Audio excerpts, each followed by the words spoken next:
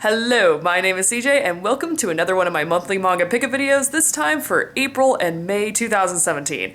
This video is already long enough, so let's get to the manga. So good to be back again showing the manga and American and Western comics that I've picked up this time. I have a lot to cover, so once again, let's go ahead and get started. First, we have Attack on Titan Volume 21. They finally gotten to the basement. Oh my goodness, I cannot express how excited I am that they not only got to the basement, finally in Attack on Titan, but also that it was worthwhile. I can't describe to you without spoiling exactly what they saw, but it's worth it. I mean, this volume is a recommendation alone just because it was worth it. A lot of mysteries in Attack on Titan have been solved, not just some of the ones that a lot of anime-only viewers are now finally seeing in Season 2, which I've already heard some reactions from people who are only following the anime as to what they've seen in that season, and it's been hilarious. Trust me, guys, the other revelations that are coming out in the manga are just as good. I'm very, very excited for the future of Attack on Titan. It's just so good. It's hard to describe. But I should really just emphasize once again, this is an incredible story. A lot of people will complain that the manga gets slow, especially after what Season 2 covers. They get into a bit of a sort of political arc in Attack on Titan. But trust me, guys, it's worth reading beyond that point. I even think that arc isn't as bad as people say. It's just get it. It's fantastic. Next, we have JoJo's Bizarre Adventure, Volume 3 of Stardust Crusaders, the JoJonium edition, and I cannot believe I was able to fit a whole horse on this table. Joke, sorry. I had to make a joke. This volume does feature a whole horse and his stand, the Emperor, on it. Whole horse is one of my favorite characters of Part 3. In fact, Emperor is one of my favorite stands, but I'll talk about my two favorite in just a bit. This volume covers a bunch of different side stories in Part 3. Part 3 is more of like a Monster of the Week kind of experience versus the first two parts. A lot of people consider Part 3 to be quote-unquote where JoJo really starts, but in my opinion, I think parts 1 and 2 are just as good, if not better, than Part 3. Speaking of favorite stuff, though, so the Hangman is featured on the back. This volume is a little bit unusual in that it features two different stands because Whole Horse's Emperor is literally just a gun. I mean, that's kind of a joke in the JoJo community. It's like everybody has these amazing stands. You just get gun. But the Emperor is a lot more powerful than people give it credit for. The Hangman is one of my favorite stands in all of JoJo. Definitely one of my favorites in Part 3, along with Hermit Purple. Hangman is where JoJo's stand started getting really, really bizarre, you could say. Forgive me for the pun. But in recent arcs, stands had become much more crazy than Hangman's ever could be. So, or rather, that the Hangman ever could be. JoJo's Bizarre Adventure is always a recommendation from me. If you can't afford it and you're a JoJo fan, I definitely recommend picking these volumes up. Please do your part if you would. Not only are these volumes really, really high quality products, but I mean, just do your part to support JoJo as much as you can. It does not give enough love in the States. It really doesn't. Next is the Legendary Edition of the Legend of Zelda manga, particularly Majora's Mask and A Link to the Past. I must say right now I was corrected by a user in my previous video. In fact, I'm going to put your name right here on the screen because I can't remember it off the top of my head. But they told me that Akira Himikawa is not one person, it's actually two. It's a duo. So thank you so much for that clarification. Really appreciate that. That aside, the Legend of Zelda manga is pretty interesting. I'd say some of that group's earlier works are a little bit lackluster compared to their current stuff, like Twilight Princess. So Majora's Mask, unfortunately, gets that sort of negative, I don't know, sort of feeling from me in that they really hadn't perfected their craft yet, but A Link to the Past was written much later, so it's definitely a better adaptation. However, I will say Majora's Mask has a really cool non-canon side story that tells you how the mask came to be, and it's my personal headcanon because it's such a cool story, but obviously you should not take that into like the video game canon whatsoever. I definitely agree with people in that that's definitely not the correct interpretation of Majora's Mask. In fact, actually, speaking of correct interpretations of Majora's Mask, there was this book published in Japan called the Hyrule Encyclopedia, and it confirmed quotation marks, error marks, confirmed that Termina is actually the realized dream of Skull Kid or something weird like that. I definitely don't agree with this interpretation. In fact, you can see my somewhat angry face in this photo here, seeing it finally in a Kinokuniya. This book is, I guess what I'm saying is, like, I have, like, a negative sort of perception when it comes to people trying to retroactively say that something was intended to be one way when it clearly was never meant to be that sort of thing. Termina is a land that is strange, that's bizarre, that, in my opinion, it's what makes Majora's Mask my favorite game of all time. That land does not need to be explained. The mystery is what makes this game and this story so good. Like, when people try to, like, explain away, like, game theory it up and say, oh, well, this world is fake because Link is actually dead or something like that, I think it really ruins what makes this story something incredible. So, if you haven't been able to tell already, I'm very passionate about Majora's Mask. Definitely would recommend this Legendary Edition. I'm actually giving my Legend of Zelda collection to my students, basically. I'm having it available in my classroom. So I really wanted to look into these Legendary Editions to see if they would be a cool replacement for the collection that I would then be having in my classroom. And I'm thinking about getting Ocarina of Time. Maybe not the others, but from what I could tell with this volume alone, these Legendary Editions are definitely worth it. They have some really, really cool color pages. Which I'm just a sucker for color pages. I love seeing manga in the way that it was intended to be read. So definite recommendation for me. Enough about Zelda, though. Let's get more onto some other things. So we have Volume 12 of My Love Story. There's Takeo there looking a lot like John Wayne. It's kind of interesting to see this volume because when I was in Japan, this volume was first coming out over there, so I saw tons of posters with this image on it, and it just cracked me up. I was laughing so hard seeing it for the first time over there. So it's very, very strange to see it now finally published here a year later in the States. So this cover has a very, very special place in my heart. Things are getting intense in My Love Story. This volume introduced a very, very tense sort of plot development. And I don't want to talk about much of it because it is pretty big spoilers. But I've been reading this series as it's been coming out, as it's been being published in the States, and I just need Volume 13 right now. Like, I am so anxious. I'm like, what's going to happen? Oh my goodness. As I've said before many times, My Love Story is one of those stories that doesn't cater to stereotypical shoujo. You're not going to get emotionally toxic characters who the author will then proclaim to be like the best ever, like aka like Bella from Twilight. The emotionally toxic characters are presented as such in the stories. Like you know who the awful people are, and they are treated as awful people within the story. Always a high recommendation for My Love Story. I would definitely recommend it if you've given shoujo a chance, but it's failed you. This is the story that will redeem the genre for you. Next, we have One Piece Volume 82, featuring one of my favorite recent volume covers. I absolutely love this cover. I'm a huge fan of Vivi in particular. I absolutely adore that character. I really hope that Vivi gets some sort of inclusion as this series goes on. She makes a very brief appearance in this volume, and it was so delightful to see her. I'm like, please, Vivi, come back. You were so cool.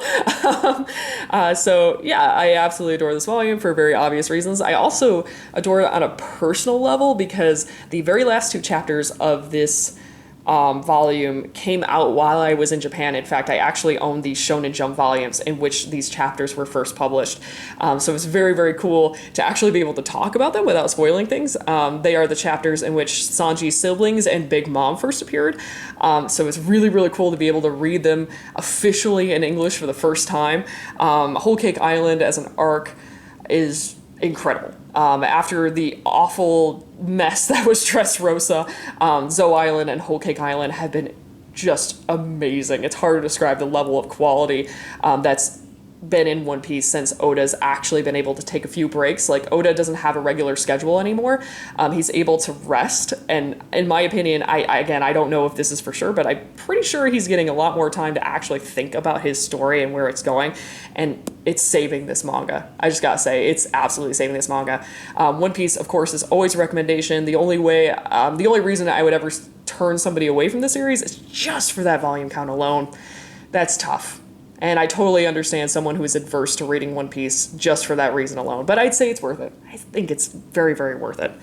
Next is The Water Dragon's Bride, and Okay, so my friend Kai recommended this series as a joke, but also because it's genuinely a good story. That's what I'll say right now. This one, I do want to talk more about some of the issues I think this particular series could bring about, in that it features a child character. The main characters are children, but, and I do agree with this rating, it is rated T for teen. For reasons that, if you read this story, will become very apparent. It's a very violent, very dark story. It's nothing on the level of something like School Live, but I could easily see this happening. In fact, I don't doubt that this has already happened, but I could see a kid going to like Barnes & Noble or some other bookstore, Books A Million or something like that, and picking up this volume and saying, oh, it's got a kid on it, it looks so pretty and so whimsical, ooh, and then, you know, the parent just having no idea and being like, yeah, sure, I'll buy that. Parents, please look at those ratings. And if a manga volume doesn't have a rating, like I know, for example, JoJo's Bizarre Adventure JoJoniums do not have ratings on the back. I mean, JoJo is pretty obvious. Like, this is an adult series. Nobody's going to question that. Or at least an older teenage series. But something like this can be a little bit more difficult to pinpoint. And please, parents, teachers, guardians, please just look up online. There are resources. Like, I mean, my YouTube channel alone is one of them, but I mean, there are resources that'll tell you if manga is appropriate for children or not. I definitely am not an advocate for censorship. I don't think that manga volumes should be changed just to be suited toward children, but at the same time, like, please be careful about what you're buying for kids. I beg you. That being said, though, Water Dragon's Bride is very, very good. Just be prepared for a dark ride. That's all I'm about to say. I already have Volume 2 pre-ordered, and I'm very curious to see where this story is going to go.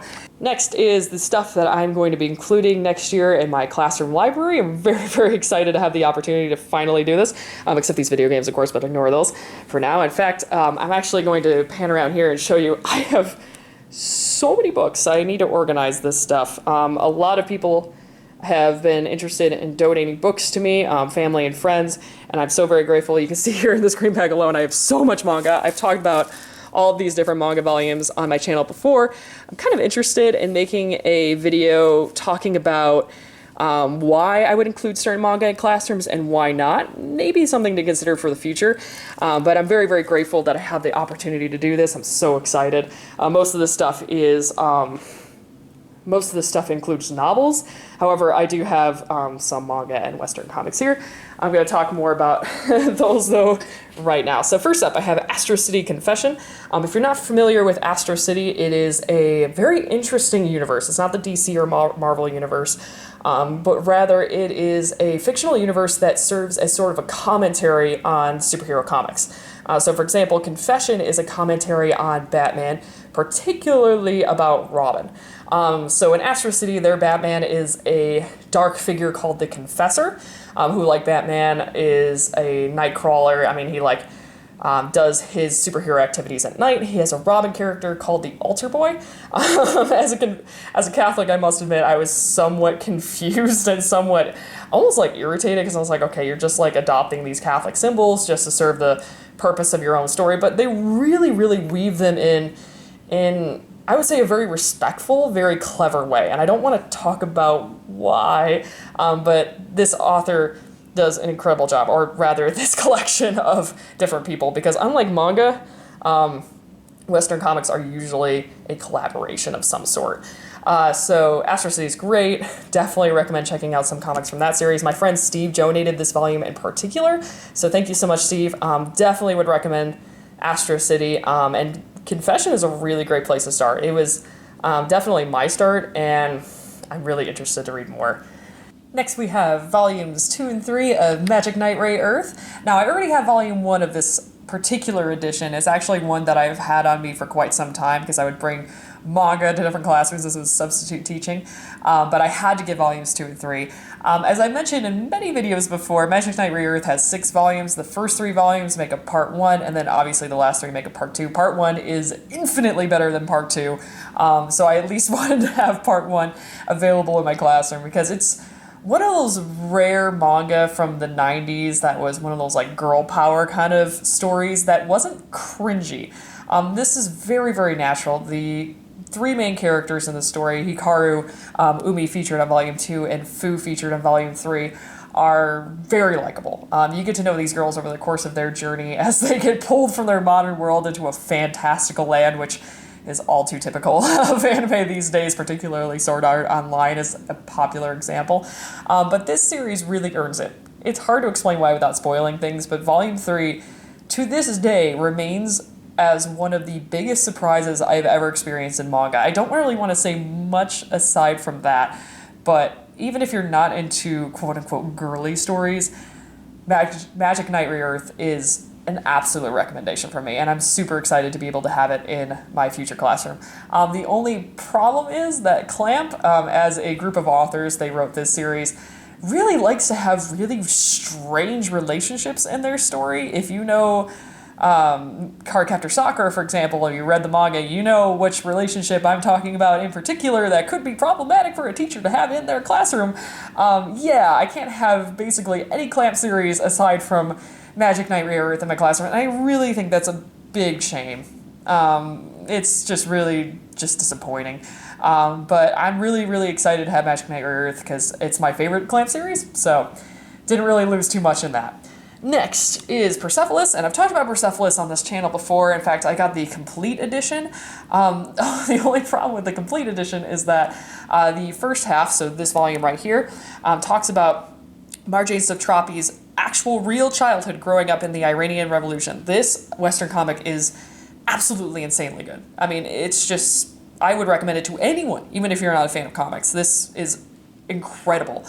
I know of many teachers, I don't know them personally, but I know many teachers have used this as an educational tool in their classrooms. And her story is amazing. Only problem is the second half of Persepolis deals with her growing up in Europe. And it's not bad, don't get me wrong, it's still a great comic. It's just that it deals with a lot of adult themes, which would just be inappropriate to teach junior high students. So unfortunately, Persepolis, the complete edition, was not something I considered, but Volume 1 was definitely up for consideration.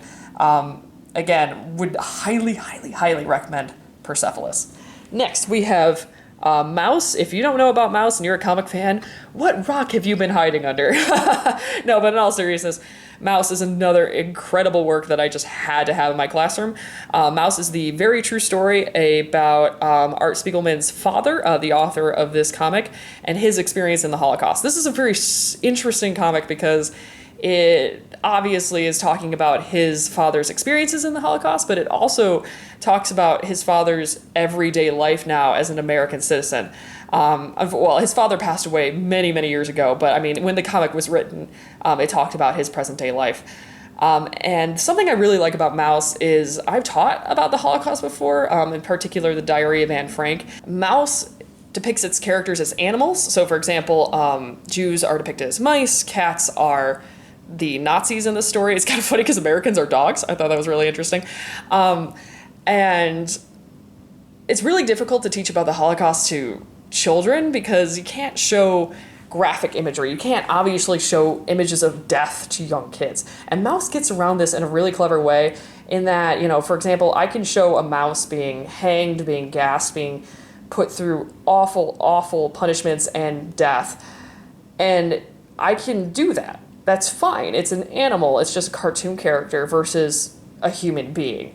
So Art Spiegelman did an amazing job of being able to show the atrocities without literally showing the atrocities. I just think it's a brilliant move on his part and something that, in my opinion, can only be really shown through comics or other drawn mediums. So great job on that one, Art Spiegelman, although you don't need praise from me. I mean, this is a classic, so definitely recommend Mouse for anyone. It's absolutely incredible. Next we have Shazam, The Monster Society of Evil by Jeff Smith, who wrote Bone. If you don't know about Bone, Bone is another amazing comic. I've actually been looking for it quite recently. I want to buy it cheap. And this was another donation from my friend Steve, so thank you very much, Steve. This comic in particular was written for children, specifically in mind. A lot of people think superhero comics are just all for kids, like anybody can read a superhero comic. No, in fact, I know that many, many parents get frustrated because their kids want to read about their favorite superheroes, but more often than not, superhero comics will have adult themes that can get in the way of children's enjoyment. Shazam, The Monster Society of Evil is one of those comics that is purposely written for kids. It's an origin story of Shazam. It's really clever, really fun. There's a lot of like fun and interesting things in here. Like, for example, if I can get this up, each one of the chapters has like a secret Monster Society code in it for kids to figure out. There's like really cute stuff in this book, but even as an adult, I still really enjoyed the story. It was super clever, super fun. Thank you so much, Steve. I am definitely looking forward to including this in my classroom library. And finally, we have my 2 video games. What are video games doing in a manga channel? These aren't mangoes. I know, I'm sorry. But I had to talk about them anyway because they are Japan-centric. First is Odin Spear, and I'm going to completely butcher the subtitle of this, but it's Leaf Frazier? Yeah, Odin Spear is amazing. It is made by Atlas, who oddly enough made it the next game I'll be talking about. This is a remastered edition for PS4. This is not the original game. In fact, I was not able to get Odin Sphere back in the day, so I'm really, really grateful that I was able to find this used cheap at GameStop. I played Muramasa the Demon Blade, which is very, very similar to this game in both its art style, controls, and in its story presentation. Odin Sphere, instead of having 2 characters that you control like Muramasa, so there's 2 different stories going on. Apparently this one has 6 different stories going on, so holy crud. I'm only through level 1 of this game so far, and it's absolutely gorgeous, really beautiful. I'm definitely looking forward to more of this. And finally, oh man, you didn't see this coming. Sorry, I had to make that joke. Persona 5. Persona 5 is an absolutely incredible game. Last month I got Breath of the Wild, and I kind of made a side comment that Breath of the Wild was just the game I was going to be playing until this game came out, and man, I was oddly correct. Breath of the Wild was a little bit disappointing for me because, I mean, if you couldn't tell, I like reading stories for, well, a story perspective. I also enjoy playing Zelda games for their stories. And this is not spoilers, but Breath of the Wild doesn't have that great of a story. In fact, they focus more on like the gameplay and the world than the story. Persona 5, on the other hand, is totally worth the hype. I mean, it is so good. Everybody's been hyping this game up, and they are so right. It is amazing. I got the Steelbook edition, which is still widely available as of today. In fact, I'll take this out just to show you. It's really gorgeous. It's got one of my favorite characters, Morgana. Little cat friend on the front. It's got Best Girl Haru. Come and fight me if you don't agree with me. It's also got Best Boy Yusuke on the back, but he's been cut off a little bit, which is a little bit of a disappointment. Otherwise, this is a gorgeous Steelbook edition.